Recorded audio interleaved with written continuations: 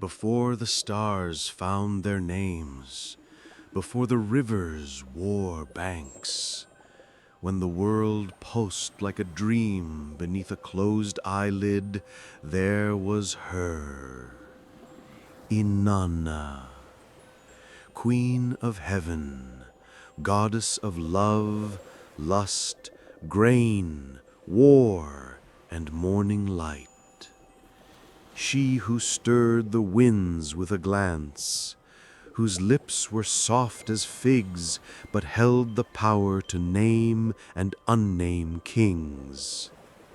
She was the radiant daughter of the moon and the keeper of sacred ecstasy. Where she walked, flowers bloomed. Where she sighed, thunder ripened. Her temples stood like open palms across the land. Uruk, Zabalan, Nippur, each a living altar humming with incense, song, and flesh. Priests trembled beneath her gaze. Lovers prayed not for salvation, but for surrender at her feet. And yet, even a goddess cloaked in devotion and crowned in gold can feel the sting of emptiness curling like smoke beneath her skin. It began as a whisper, a soft murmur in the space between rituals and rose-scented dreams, a hush in her breast that grew louder with every offering placed at her feet. There was a restlessness in Inanna, a hunger, not of the body, but of the soul, and it would not be silenced. At the edge of myth, the world was a trinity. The heavens, where golden threads of divine thought wove the stars into being. The earth, where mortals rose and fell with the sun. And the great below, the underworld, where silence fed on memory. Few spoke of that shadow realm. It was ruled by her sister, Ereshkigal, the Dark Queen, sovereign of the forgotten. If Inanna was the breath before the kiss, Ereshkigal was the last exhale after death. They were opposites drawn from the same divine cloth, sisters split by fate, goddesses made mirror and wound to one another. Their bond had frayed in the quiet. Centuries passed with no words, no gifts, no eyes meeting across the veils of power. Still, Inanna began to dream. She dreamed of obsidian corridors that pulsed like veins, of 7 gates made of stone and blood, of hands invisible and cold undressing her with each step she took downward. In these dreams she felt watched, not with cruelty, but with knowing. A gaze she recognized, a gaze she had forgotten. Come, come down, beloved. Shed what you wear, know what you are. She awoke breathless. Sheets tangled around her like vines. The scent of the underworld clung to her like a second skin. Salt, iron, shadow. These were not dreams, they were summons. Each time she stood before her sacred mirror, she lingered, not to admire, but to search. Her reflection stared back, crowned, perfumed, clothed in divine grace, yet behind her eyes, stormlight, something stirring, a question with no answer, a longing with no name. The heavens remained hers, the earth hers too. But below, she had never touched it, never tasted its quiet, never dared to descend into the dark. And now she couldn't think of anything else. What lay beneath the veil of her own divinity? What pulsed beneath the skin of the world, beneath her skin? She decided she would go, not as invader, not as conqueror, but as seeker. She would strip away her titles, her jewels, her God's-given pride, and meet her shadow, her sister, her mirror. For what is a goddess who does not know what waits in the deep? The wind changed when she announced her descent. The birds flew crooked paths, the temples echoed with uneasy silence. Inanna, mistress of heaven, would walk into the underworld with her spine straight and her heart exposed. 7 adornments she chose for her journey, each sacred, each potent, each a layer of who she was. The crown of the steppe, carved from celestial stone, her sovereignty. The lapis necklace, cool against her throat, her voice. The breastplate molded in kindness and strength, her heart's armor. The girdle of fertility, soft and coiled, her creative fire. The golden ankle rings, delicate yet fierce, her sensuality. The staff, carved with symbols of balance and law, her will. And the veil, sheer and shimmering, her mystery. Together, they made her whole. Yet to enter the great below, wholeness was not permitted. She would pass through 7 gates, and at each she would be asked to give something up, to strip a truth from her body, to let go of everything she had ever believed herself to be.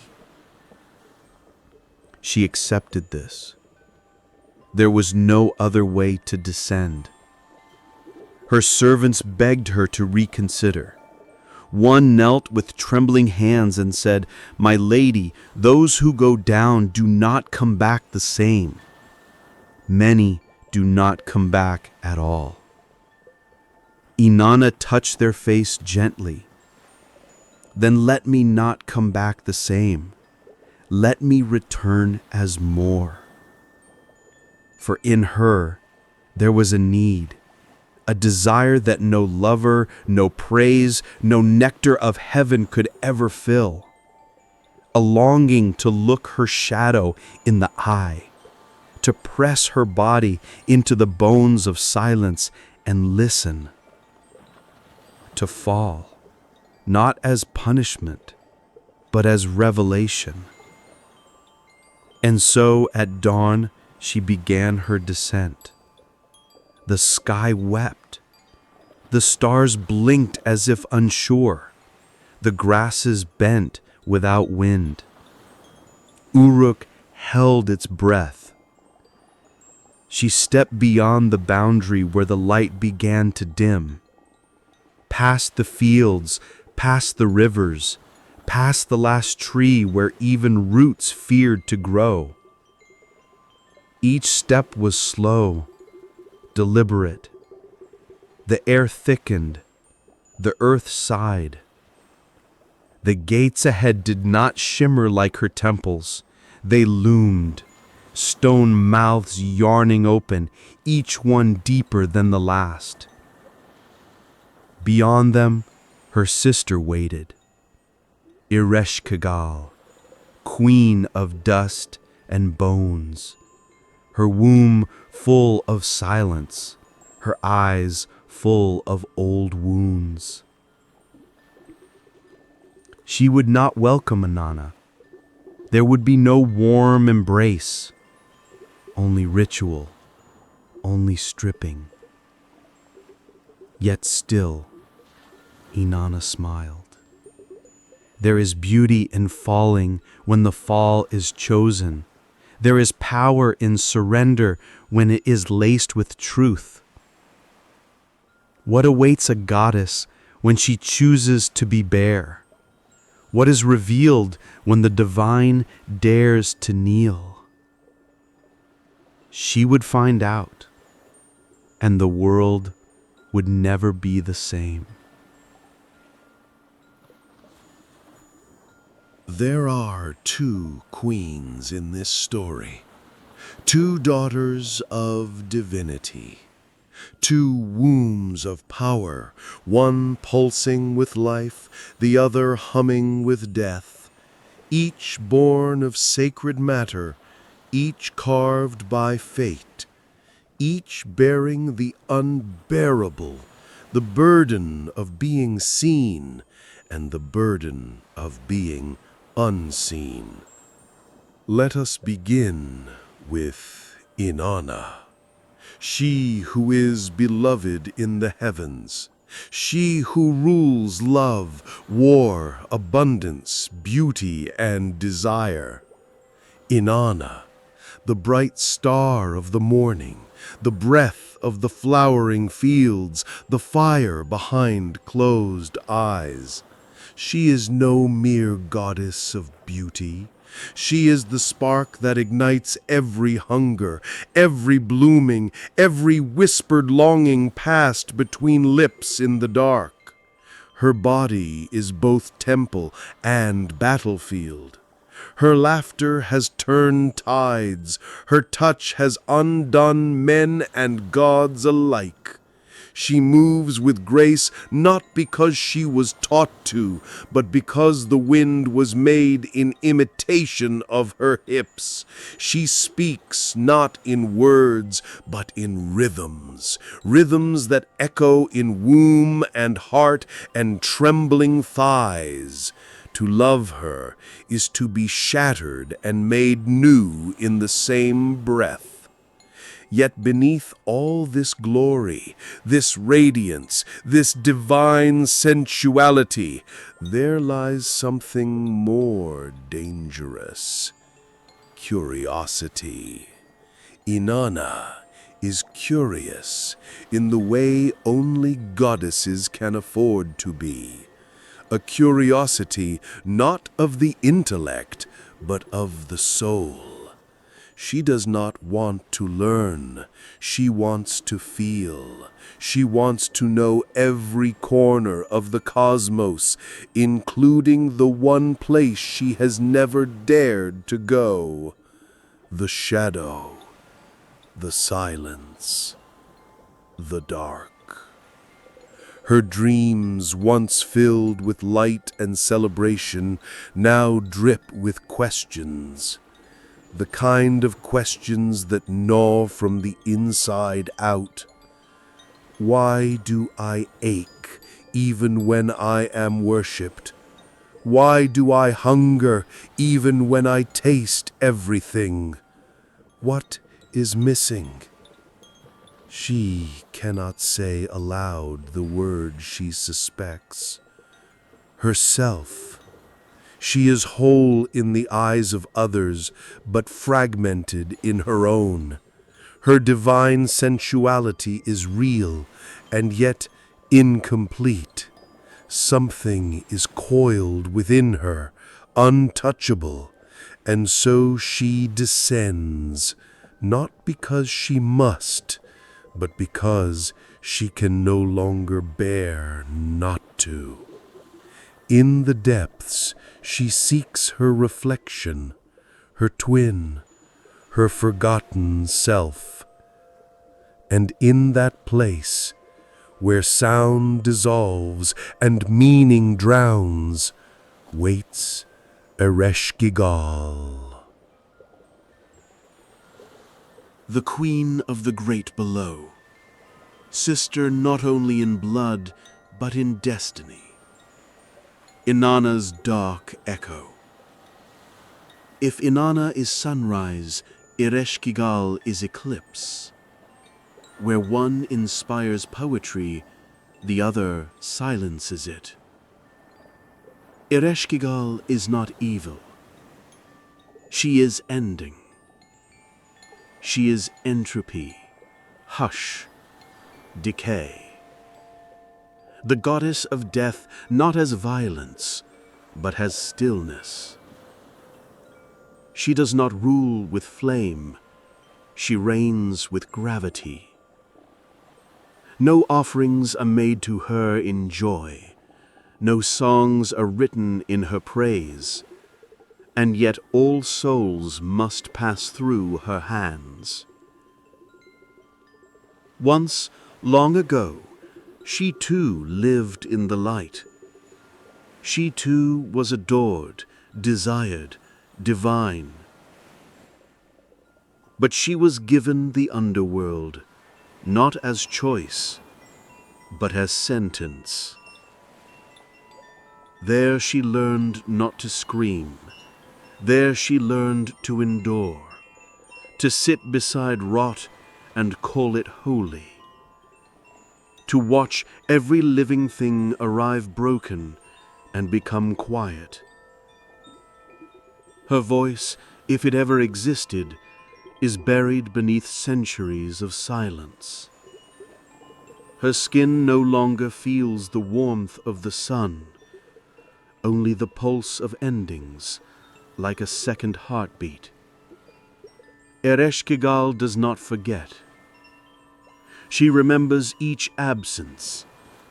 She holds every sorrow the world discards. And though she rarely speaks, her eyes burn with a knowing that undoes the unprepared. She has waited, not for vengeance, but for recognition. She did not summon Inanna, but she knew she would come. In the underworld, 7 gates mark the path to Ereshkigal's throne, each guarded by a watcher, a being neither god nor ghost. Living thresholds forged from ancient necessity. They do not speak in language, they speak in loss. At the first gate, the watcher wears a face like a young boy, smiling with too many teeth. Its voice is airless.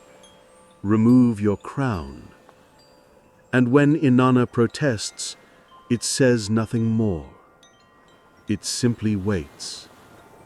Time does the rest. At the second gate, the watcher is old, hunched, its breath smelling of stone. Give us your voice, it whispers. She removes her necklace. At the third, the watcher has no face at all, only hands.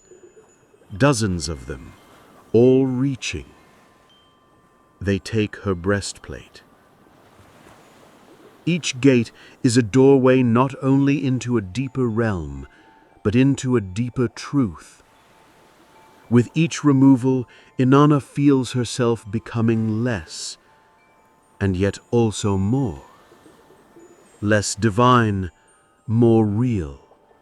Less symbol, more soul. Her attendants, once left behind in the world above, sense her unraveling. Ninshubur, her loyal messenger, waits at the temple threshold, whispering prayers into the dust. But none can stop what has begun. Downward she moves. At the fourth gate, she gives up her staff, her will. At the fifth, her girdle, her pleasure. At the sixth, her rings, her adornment. And at the seventh, her veil, her mystery. She is now naked, not only in body, but in identity. And in this nakedness, she steps into Ereshkigal's chamber. There is no welcome, only recognition. Two queens, two sisters, two gods made of the same song, now singing in dissonance. Inanna exposed, Ereshkigal unblinking. The air between them hums with unspoken grief, unspoken rage, unspoken love. Not romantic, not maternal. Something more ancient than both, a primal echo of what it means to share origin and be split. Ereshkigal does not rise. She simply watches. She waits.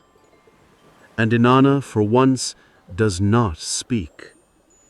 There is nothing to say. The tension is unbearable, not because of hatred, but because of familiarity.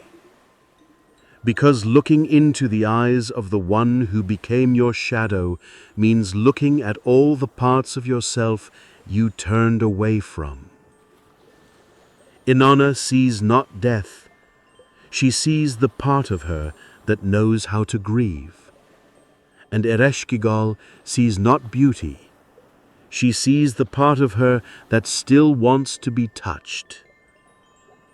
The watchers form a circle now, silent, still, witnesses to this divine collision. Light and shadow, power and pain, surrender and stillness. There is no battle, not yet, only presence. And sometimes that is more dangerous than war.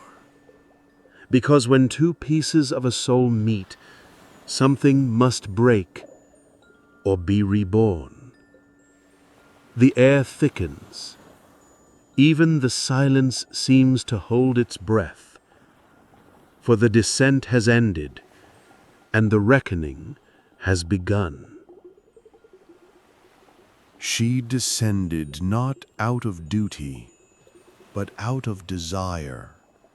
Not a desire born of flesh, though her body trembled with it, but a desire deeper than form, a yearning that bloomed behind her ribs and between her thighs, a hunger not to possess, but to dissolve.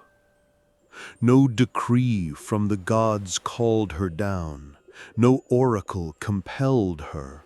This was not pilgrimage, this was seduction. The great below did not lure her with promises. It whispered nothing at all. And yet she came. Each gate did not only strip her body, it peeled her story away. At the first gate, she removed the crown of the step. With it, she let go of rule, of stature, of divine command. It was not just a crown, it was the weight of expectation, the golden cage of being worshipped. When it left her brow, the sky above seemed to sigh. The watcher said nothing, but its gaze pierced her. Already she felt lighter. Already she felt exposed. She moved on. At the second gate, her lapis necklace was taken. The voice of the heavens, her words of honey and thunder were bound in that stone. It had rested at her throat like a lover's kiss. Without it, her voice faltered. She spoke less. She listened more. And in that listening something stirred. Not fear, but anticipation. At the third gate, she surrendered her breastplate of compassion. This was her heart's protection, the shield between herself and the ache of others. She had always loved fiercely, but from a height. Now that height crumbled. She felt everything. Too much. Too sharp. Every sound echoed louder. Every silence felt personal. Her skin, though not touched, burned. She moved slower. The watchers observed her without judgment, but her own shame began to whisper. Why did this feel like arousal? Why did vulnerability pulse like heat between her legs? She stepped through the fourth gate, and there she gave up her girdle of fertility, a symbol of pleasure, of creation, of divine seduction. It had once made her hips sing. Now bare, she felt the chill of stone against her skin, and she welcomed it. Her womb pulsed, not with pride, but with ache, not with power, but with need, not to take, but to be taken. The goddess of desire was learning the art of surrender. At the fifth gate, her golden rings slipped from her fingers, adornment left behind, status undone. She could no longer gesture and be obeyed, no longer touch and be obeyed. Her hands, once instruments of divine will, now felt naked. She curled her fingers inward. She wept and smiled. She had never felt so honest. At the sixth gate, the staff of divine law was removed. Her spine softened, her will bent. She was no longer sovereign. She was a traveler, a woman between worlds. And yet her desire deepened. This was not submission in defeat. It was surrender in discovery. What am I, she thought, when I no longer command? Who am I when I cannot demand love, but must wait for it? At the final gate, the veil, her mystery, her concealment, was taken.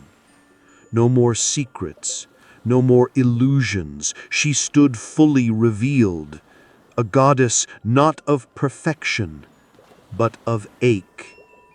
Naked in flesh, naked in spirit. And she walked into the throne room of Ereshkigal. The air there did not move. There was no scent, no sound, only tension, only presence. Ereshkigal did not rise. She sat like stone incarnate, one leg folded over the other, her hands draped on the arms of her throne like vines of shadow. She did not blink. She did not speak. But her eyes, God's her eyes, were vast. Black oceans without surface. Inanna froze. She had known cold. She had known stillness, but never like this. Ereshkigal was not cold like death. She was cold like desire unspoken, like touch withheld, like the moment before surrender. She was magnetic and terrifying and beautiful, in the way ruins are beautiful, cracked, bleeding, real. Inanna took a step forward. The stone beneath her feet felt alive, pulsing like flesh. The silence curled around her like smoke. She stood there, bare before the queen of bones. And suddenly she understood something. This was not a punishment. It was a meeting. A meeting not between enemies, but between truths. Inanna's light met Ereshkigal's shadow, not to vanquish it, but to recognize it. Desire hummed between them, not lust in the common sense, but the desire to be known, fully, utterly, not worshipped, not feared, just seen. Inanna opened her mouth to speak, to offer words, but no sound came. There were no words sacred enough for this encounter. So she knelt, not in subjugation, but in reverence. For the first time in eternity, Ereshkigal moved. She stood slowly, her robes unfolding like smoke from a fire. She approached. Each step sounded like the closing of a door behind you. She circled Inanna, once, twice. Her fingers hovered, close, but not touching. Inanna trembled, not from fear, but from anticipation. Would she be struck, embraced, broken? What is the cost of looking into one's shadow and finding it beautiful? Ereshkigal's hand brushed Inanna's cheek. It was not gentle, but it was real. It left a chill behind, and in that chill she felt truth.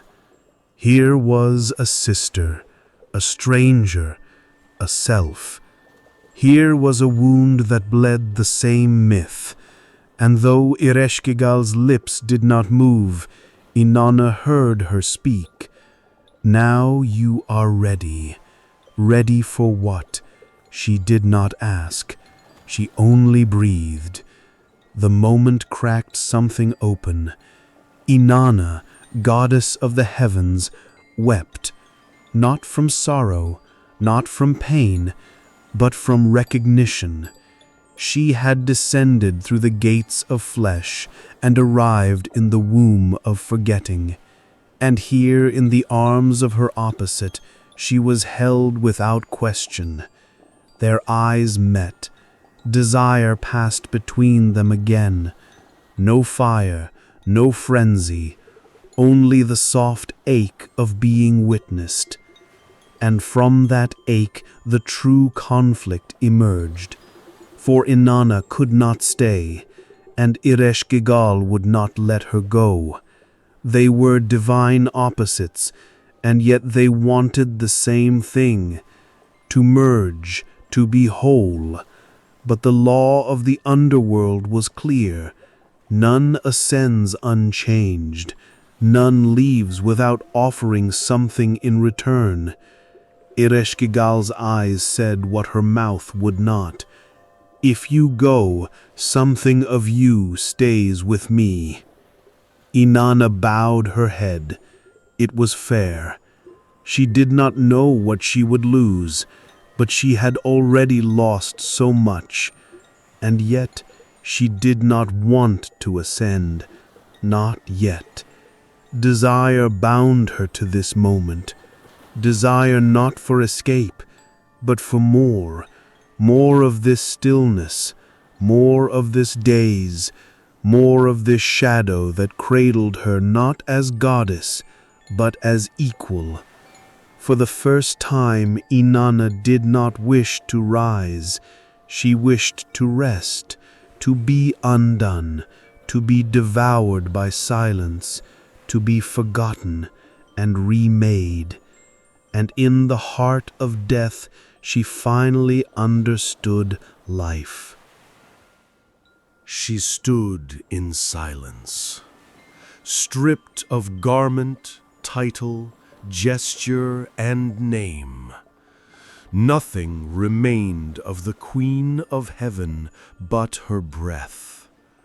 That too was thin now, shallow, fragile.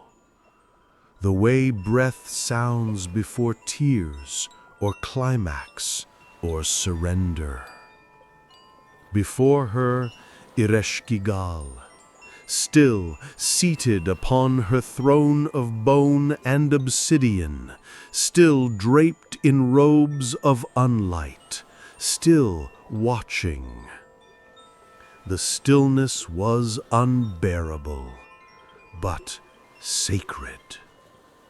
It was the stillness of the womb, the stillness before creation, the silence before the scream. And Inanna, once worshipped in golden temples, now waited, naked, quivering, undone. Her skin bore no jewels, but glistened with sweat and surrender. Her knees did not kneel in fear, but in awe, not of Ereshkigal's power, but of her presence. Here, in the belly of the world, there was no war, no priest, no lover to distract her. Only this mirror. And this mirror did not flatter. Ereshkigal did not move.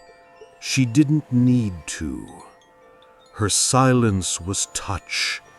Her stillness was flame.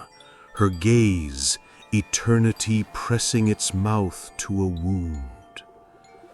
Inanna began to tremble, not from cold, but from recognition. She saw in Ereshkigal everything she had denied, the rage beneath her beauty, the sorrow behind her song, the endless grief behind her power.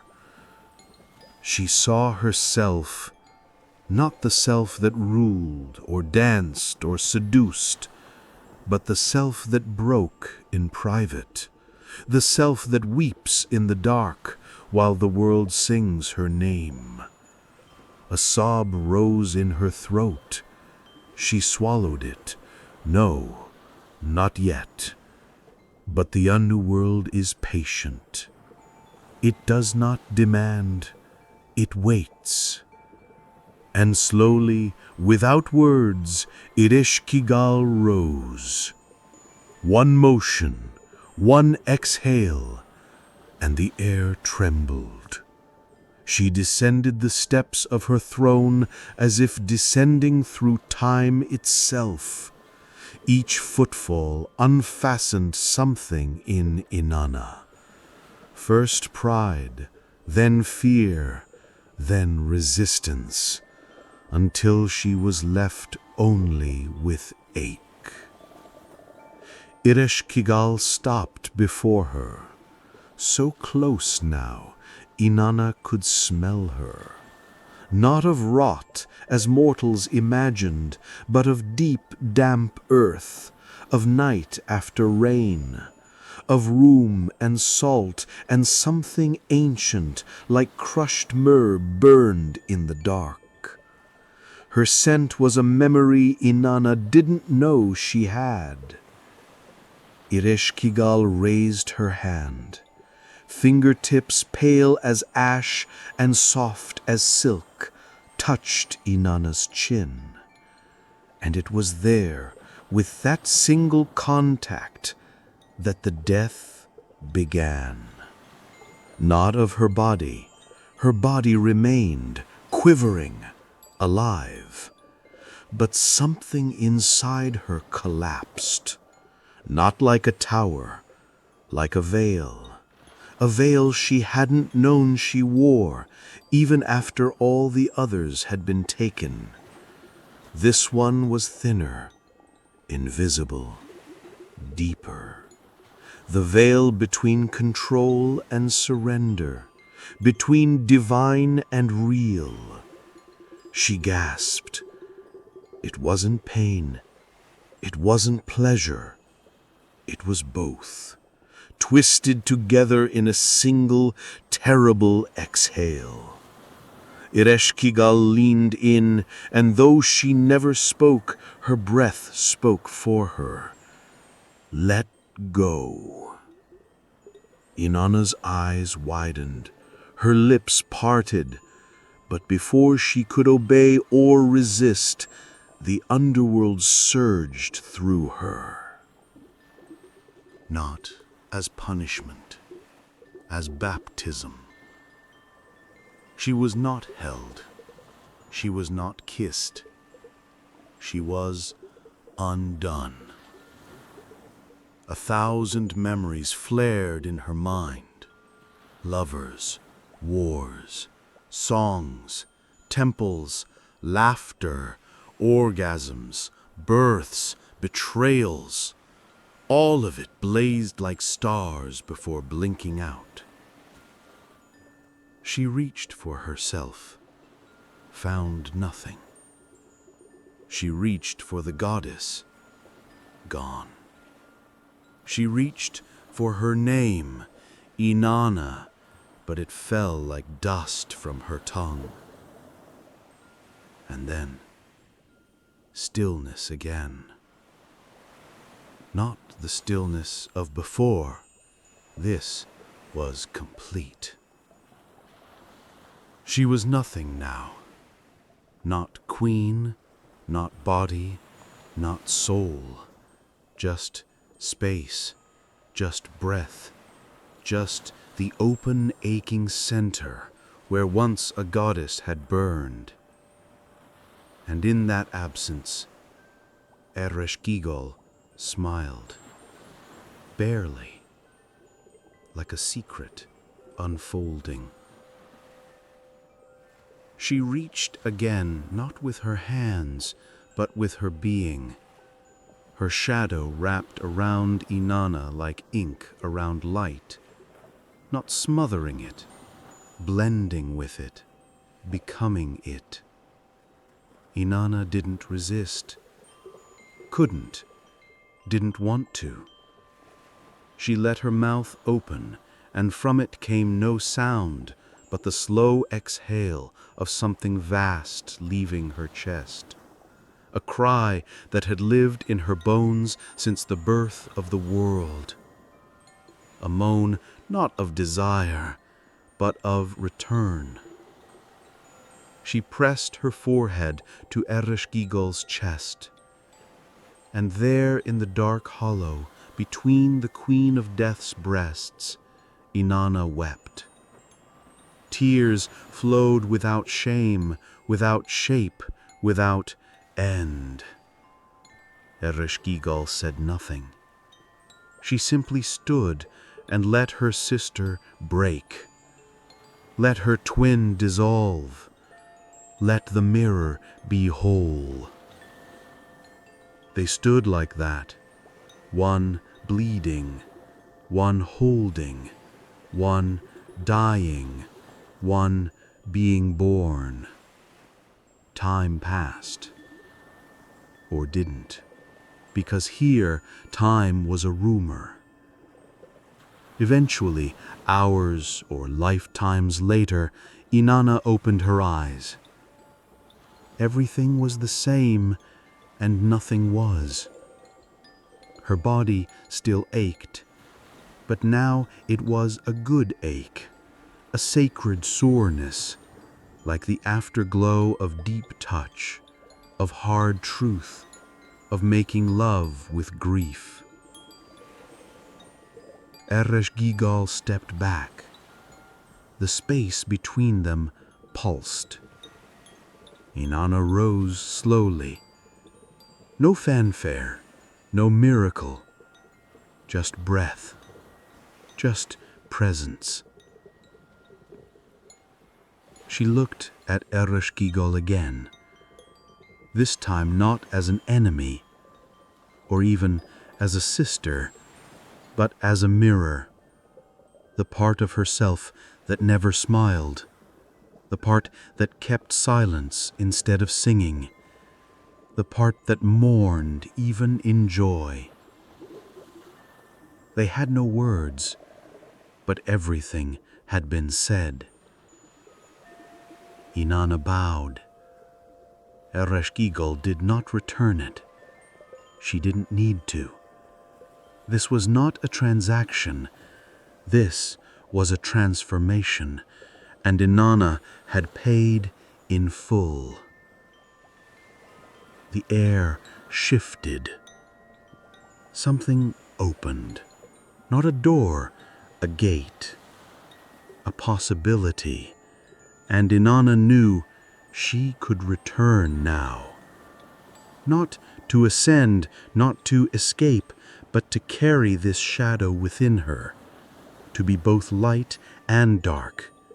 To walk the world again, not as the untouched golden goddess, but as the one who has died without dying, the one who carries silence in her hips, grief in her eyes, and shadow beneath her tongue.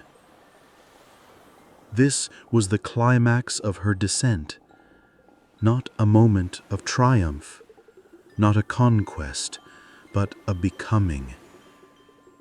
Here, in the arms of the unseen, Inanna found her fullness. Here, stripped and split and softened, she became complete. And the underworld, which had swallowed so many before her, did not claim her. It recognized her. It welcomed her. And it would never leave her. Not truly.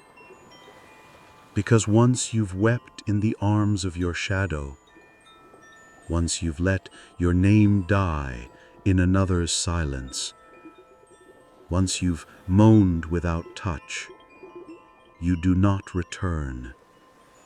You are reborn, not as a goddess, but as a woman, whole, holy, haunted, home.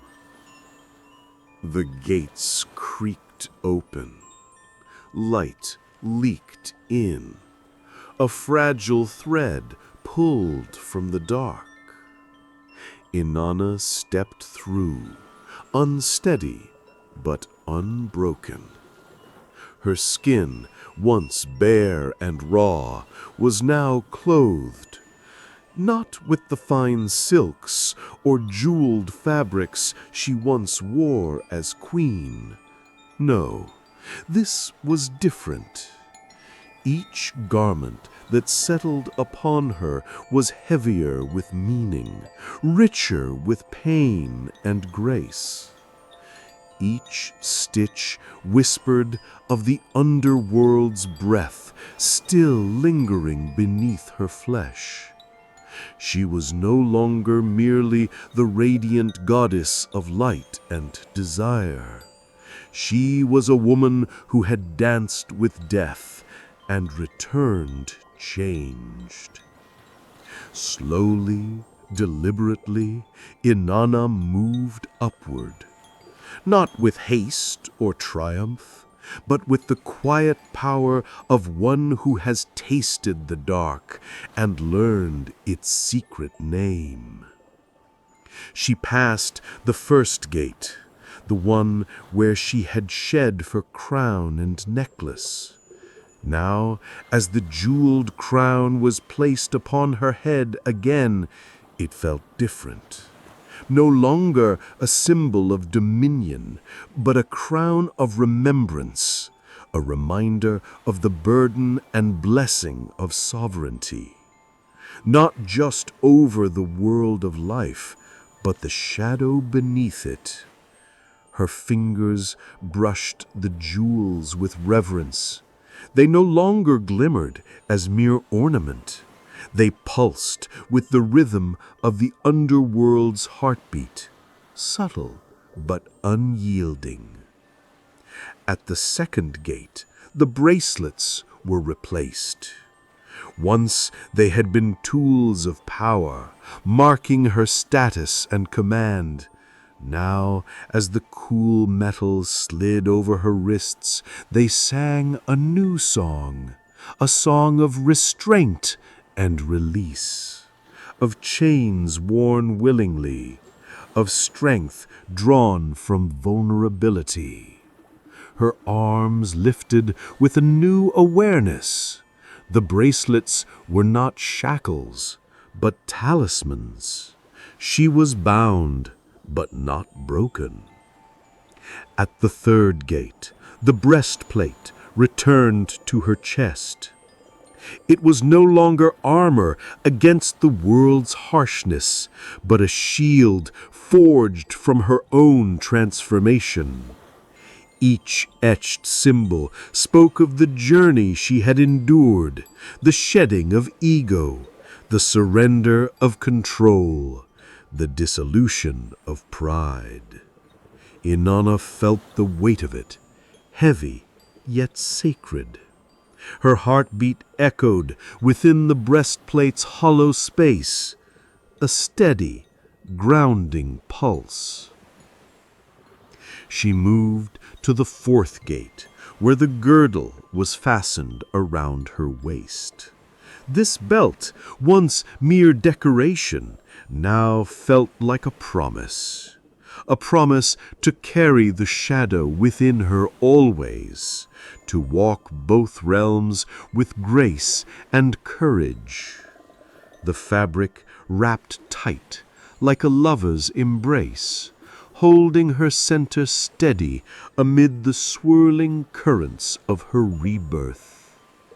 Finally, the sixth and seventh gates brought the robe and the ring.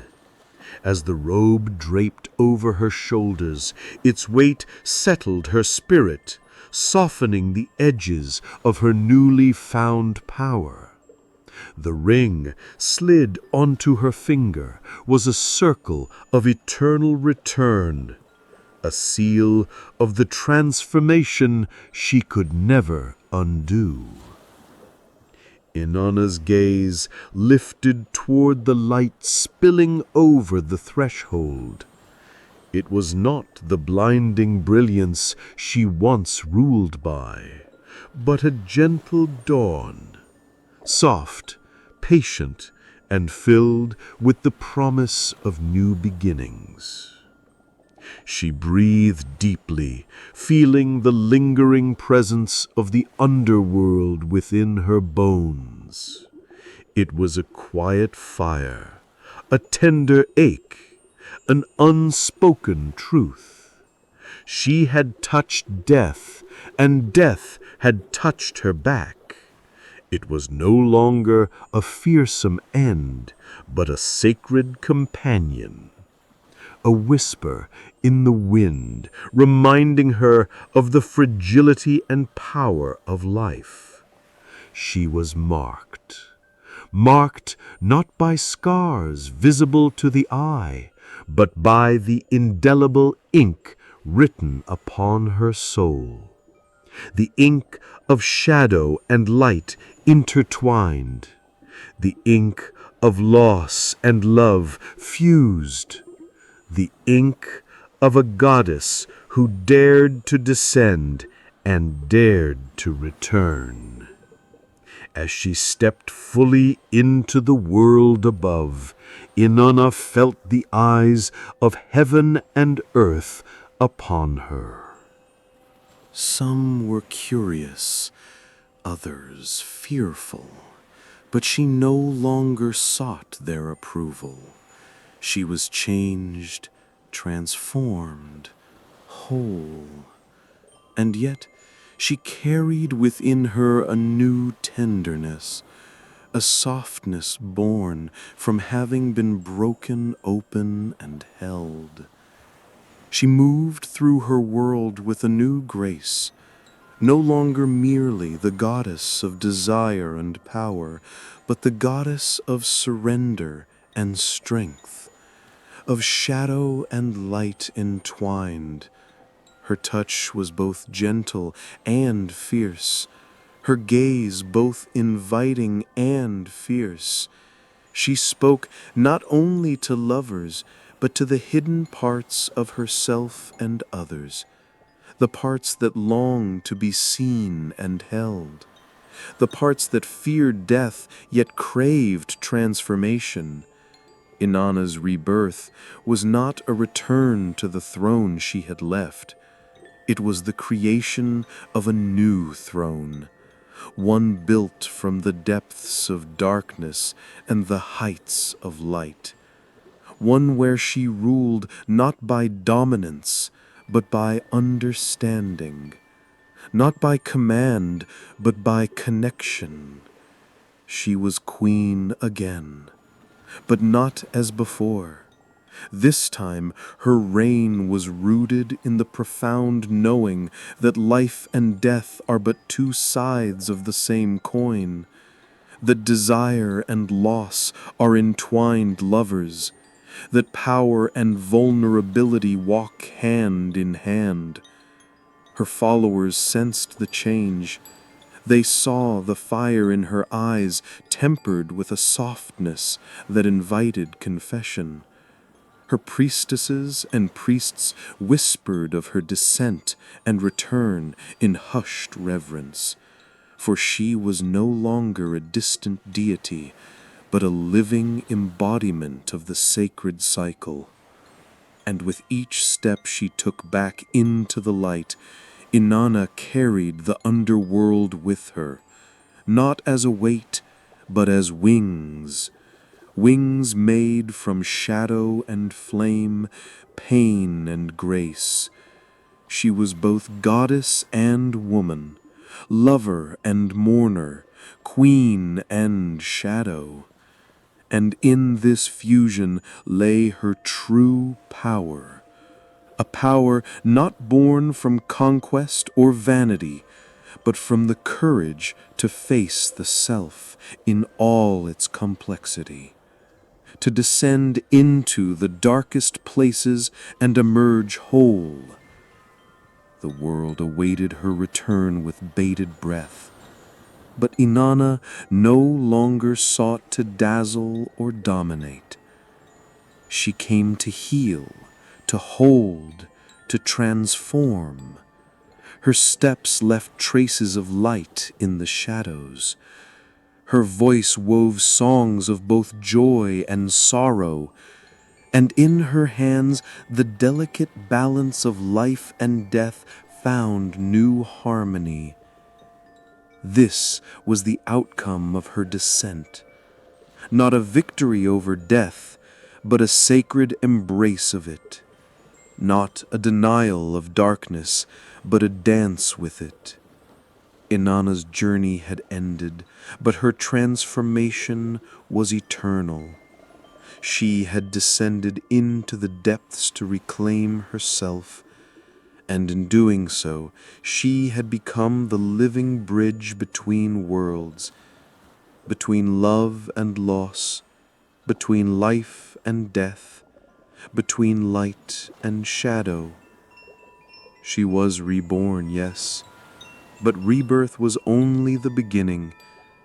The true work was just beginning, to live with the shadow as a lover, not an enemy, to carry the memory of death as a source of tenderness and strength, to be whole in a world that fears wholeness. This was Inanna's gift, her curse, her blessing, and her truth. The underworld still whispered in her veins, and she answered its call not with fear, but with fierce, radiant love. In the stillness that follows the great transformation, the story does not end. It ripples, a slow and tender wave moving through the depths of the soul. Inanna's voice, once bright with the fire of youthful power and radiant desire, now hums with the complexity of shadow and light intertwined. She has become more than the goddess of love and passionate longing. She has become the goddess of depth, the sovereign of the places within us that are both beautiful and broken, tender and fierce. Her journey, the myth of her descent and return, transcends the realm of gods and kings. It enters the intimate chamber of the human heart, the sacred inner landscape where we confront the very essence of our being. No longer a distant deity, Inanna stands as a mirror, a reflection of every soul that has faced their own darkness, their hidden fears, and unspoken desires. She invites us to follow her through the gates of transformation, to feel the weight of each garment shed, to taste the bittersweetness of surrender. Each gate, each loss, each moment of naked vulnerability becomes a step deeper into the sacred underworld within ourselves. Inanna's descent is an allegory, a sensual dance of self-confrontation and surrender. It speaks to the eternal truth that before we can rise to new heights, we must first fall into the depths. Before we can be reborn, we must first die, not in body, but in ego, in certainty, in the fragile armor of our constructed selves. She is no longer just the radiant queen of the heavens, but the shadowed queen of the underworld, a duality that lives in all of us. Her story calls us to honor the shadow as much as the light, to welcome the parts of ourselves we often hide or fear, the parts that ache with longing, that tremble with sorrow, that burn with a fierce, unquenchable desire for transformation. Inanna's voice is soft now, yet charged with an ancient knowing. She speaks not from a place of command, but from the hearth of intimate truth. Her words flow like a river of molten gold, warm and flowing, and carrying the listener toward their own hidden depths. She whispers that surrender is not defeat. It is the brave act of opening oneself to the unknown, of allowing the heart to be broken open and remade. Her myth is an invitation, a sacred call to descend into the underworld within, to confront the silent queen of death and shadow who waits in the depths. It is here, in this sacred descent, that we find the raw material of transformation, the fire that melts away illusion and pride, the tenderness that softens hardened wounds, the fierce love that binds light and dark into a single radiant whole. Inanna's shedding of garments is no mere ritual. It is a stripping away of ego's defenses, a removal of the masks we wear to protect ourselves from pain and rejection. With each garment lost, the soul is exposed, vulnerable, aching, trembling. Yet through that exposure comes a strange and powerful beauty, a beauty born not of perfection, but of truth. Inanna's journey through the gates becomes a mirror for the listener's own journey, a journey through loss and longing, through shadow and light, through death and rebirth. The myth invites us to feel our own descent, to sense the silent call from the depths, the hidden hunger that stirs beneath the surface of our daily lives. It asks us to trust that within our darkness lies a sacred treasure, a source of power, tenderness, and profound connection. Inanna no longer rules alone from her throne in the heavens. She walks among us, marked and changed by her passage through death and back. She carries the underworld with her, not as a burden, but as wings. Wings made of shadow and flame, of loss and love intertwined. Her transformation becomes a beacon, a light for all who wander the liminal spaces between light and dark. Inanna's gaze invites the listener to meet their own shadow, to see it not as an enemy, but as a lover. to hold the parts of themselves that ache and bleed and long for wholeness. The goddess's voice is a balm and a fire, a song of mourning and celebration, of fear and courage, of surrender and fierce love. Her myth is a sacred dance, a swirling spiral that draws us ever deeper into the mystery of being alive. It is a journey that never truly ends, but circles endlessly through the gates of transformation. Inanna's final whisper lingers like a caress on the skin, soft, haunting, eternal. To rise, she first had to fall. These words hang in the air, a poetic truth that echoes through the corridors of time and space. They remind us that every ascent, every moment of radiant light, is born from a descent into the shadows. That the path to true power and love passes through the dark valleys of the self. Inanna's myth becomes a sacred song for those who dare to follow their own descent, who have felt the cold breath of loss and the fire of desire in equal measure, who carry the scars and the beauty of having been broken open and made whole again. Her story is not just ancient legend, it is a living invitation to step through our own gates of vulnerability, to shed the garments that bind us, to meet the silent queen within and emerge reborn, to hold the shadow and the light in a single fierce embrace, and to rise, transformed, radiant, and deeply alive.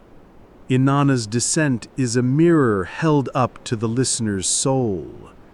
It reflects the hidden depths where love and loss entwine, where fear dissolves into surrender, where death blooms into new life.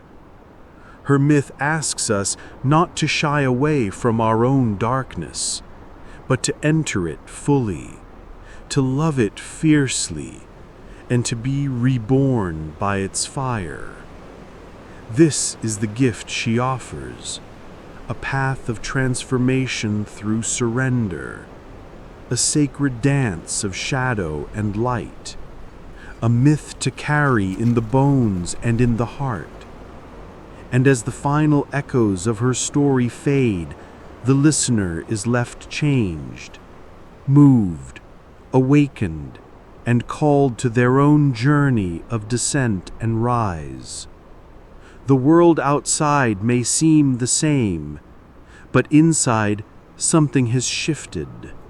A door has opened, a flame has been kindled, a whisper of ancient power stirs in the blood. To rise, she first had to fall. These words become a secret chant, a sacred mantra for the soul's unfolding.